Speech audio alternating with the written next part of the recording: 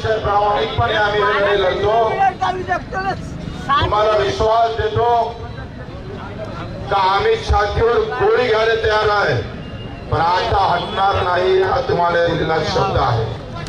काय झालं तरी बेहत्तर पर्याय नाही, तोपर्यंत आम्ही भेटत नाही, तोपर्यंत ही लढाई अतिशय जिगरीनं ताकदीनं आम्ही चालू ठेवणार।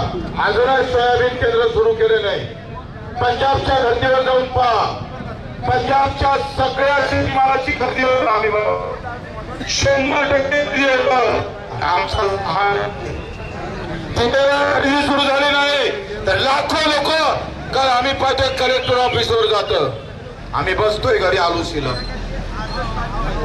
मग पंजाबच्या शेतकऱ्याचा जर माल खरेदी होत असेल तर आमचा का होत नाही? आम्ही काय हातात काय बांगड्या घातल्या का?